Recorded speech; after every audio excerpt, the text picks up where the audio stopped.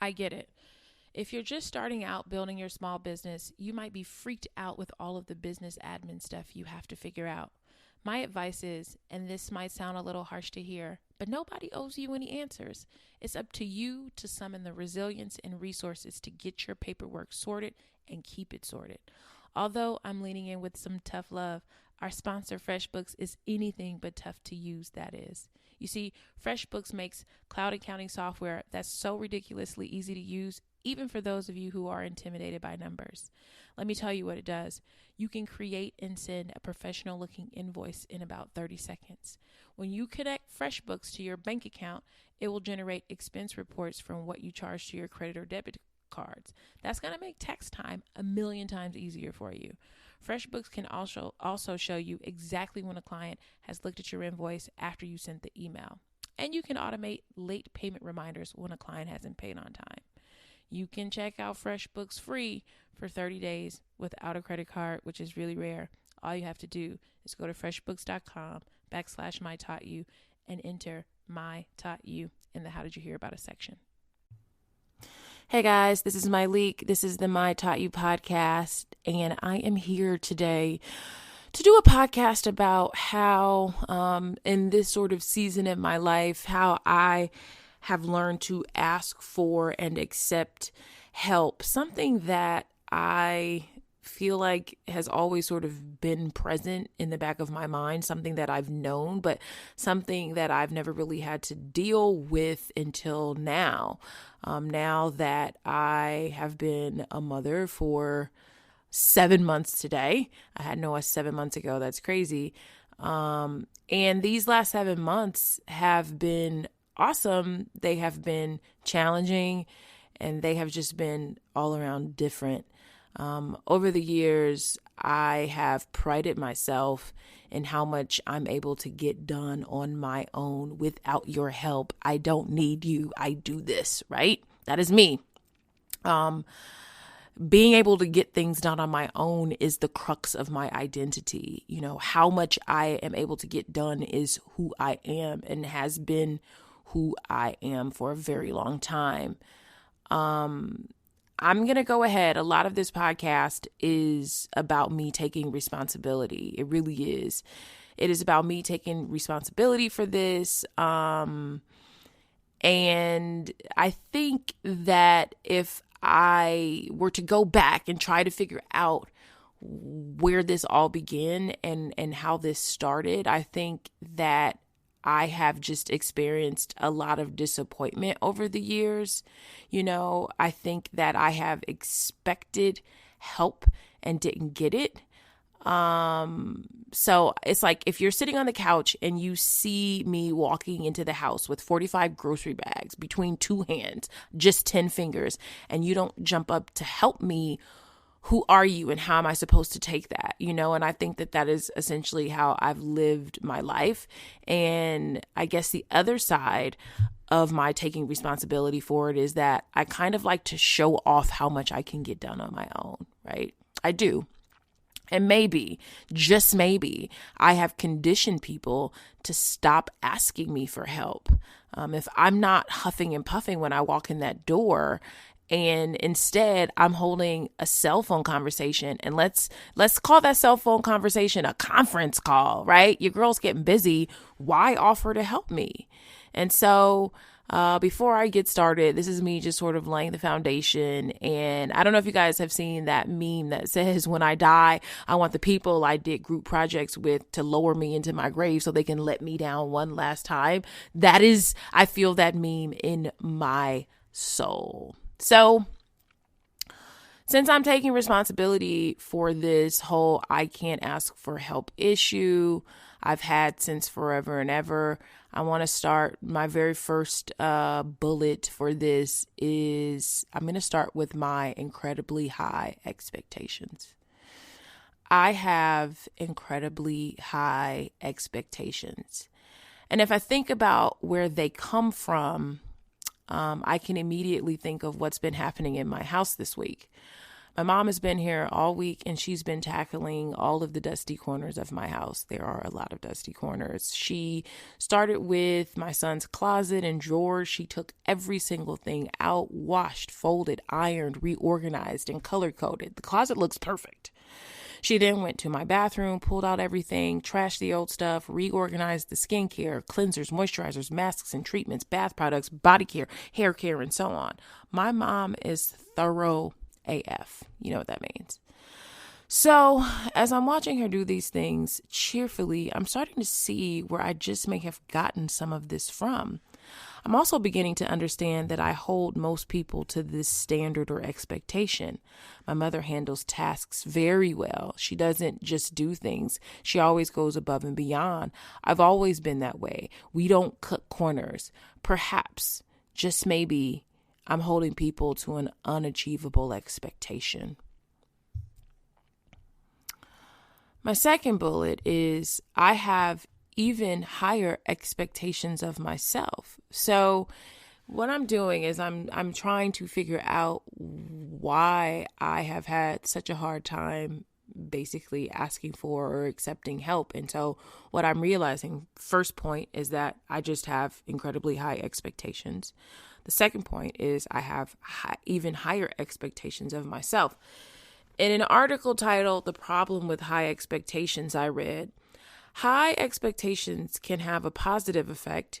People need a high bar to stretch towards, but I think many of us take it too far. We slip so easily into criticisms of ourselves and those around us, family, friends, coworkers, public figures, that we no longer expect people to be human beings. And when we shame ourselves and others for failing, we make things worse. So, how am I working through some of this? Because I'm not completely there. The way that now that I have sort of assessed my expectations that I put on others and that I put on myself, I have been practicing self-compassion. What the heck is self-compassion, you guys? Self-compassion entails being warm and understanding towards ourselves when we suffer, when we fail, when we feel inadequate, rather than ignoring our pain and kind of getting on top of ourselves with self-criticism. People can't always be or get exactly what they want, right? So that is something that we have to kind of come to terms with. And when this reality is denied or fought against, suffering increases in the form of stress, frustration, and self-criticism. So this is a definition that I got about self-compassion.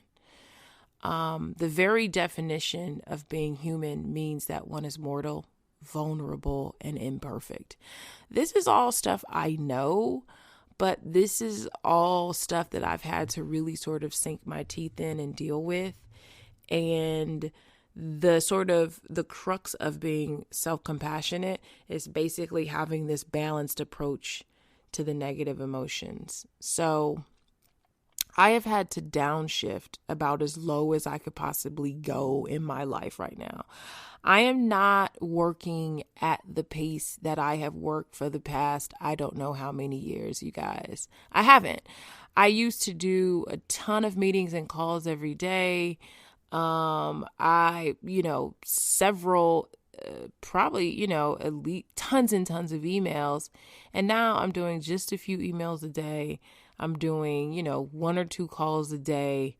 And as you can tell, if you follow me with the podcast, I'm not, I'm doing a very limited number of podcasts, and I'm not doing a ton of speaking engagements this year. I am on the road with my Essence and Northwestern Mutual Path to Power tour. Final stop is going to be in Atlanta.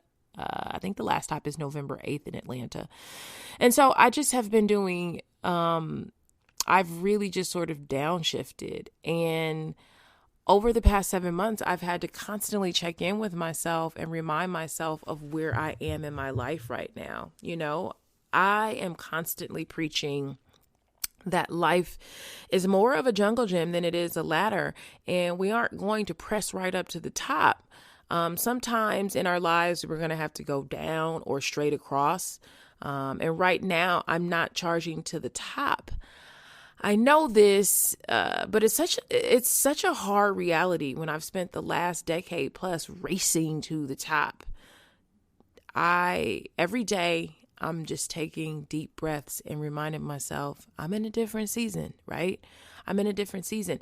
And I can easily tell somebody else that. I can easily tell somebody else that. You write me a letter, you run into me and you're like, Myleik, I just had a baby and I want to start a business and this and that. And I'm like, now is not the time, or now may not be your time. And you can look at people doing things and you want to have the energy, right? I want to have the energy and I want to do everything well. But the truth is that it's not my season. It's not my season for really charging. It's my season of kind of humming along for a little bit. And I'm not going to hum along forever, but I think my biggest sort of life struggle right now is giving myself the grace daily to not be most poppin', right? Like, that's just not where I am. And it's okay. And that doesn't make me a failure. That doesn't make me lazy. Because I think sometimes we do that. It's like when we're in that space of grace and really just not charging forward, we start comparing ourselves. We start beating ourselves up. And every day I'm reminding myself, what was the point, Myleik? What was the point of working your butt off so hard for so long if you're not going to use the sort of grace coupons that you've built up? If you're not going to use these tokens in life? You're just going to waste these. You're just going to keep charging along and just keep going and never, ever use this sort of grace that you've built up, right? When we're working really hard like this, and what we can't see is that we have worked to sort of like, if I think about, let's just say you have worked and worked and worked and worked, and you're charging towards the top of this mountain, and you've never stopped to look back to see how far ahead you really are. And at some point, you're going to need to bend over. You're going to need to put your hands on your knees. You're going to need to put your head down, and you're going to need to catch your breath before you continue toward the top of the mountain. And that is where I am. I have to catch my breath because I had this desire to add more to my table, add more to my life, and adding Noah to my life. So it was like, okay, I had the career thing down. Then I added the relationship thing, and I felt good about where that was. And then we decided to add a child to this mix. And there's just no way that I can continue to charge toward the top of the mountain as fast as I was going without kind of sitting down, catching my breath, and really sort of reevaluating how I'm going to continue toward the top of this mountain with, someone else sort of on my back. And so that's where I am. So understanding that that's where I am, I have gotten more comfortable asking for help. So the past 12 minutes of this podcast, I pray that it wasn't the ramble that it felt like it was sort of just like me assessing where I am or have been. And before I learned to ask for help, I've had to start with learning to accept help when offered. And I want to tell you that I'm still a work in progress on this. So accepting help is hard because I have created this narrative in my head and outwardly that I am the one that provides all of the help to everyone all of the time.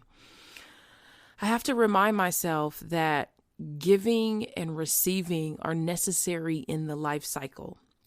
And in order for life to continue, we must always be giving and receiving in this sort of equal and balanced way. And I want you to know that I'm making all of this up. No one told me this, but I feel like it makes sense, right? Something will die if it's always giving and not receiving. So if something is constantly outwardly pouring and nothing is ever coming back in, it will be empty and it will die. If I don't charge my cell phone and all I do is use it, it's going to die. I feel the same way for always receiving and not giving. How is that balanced? If something is too full, if something is constantly receiving and doesn't give anything up, it will burst. The balloon will burst. If you keep filling it with water or air, it eventually bursts.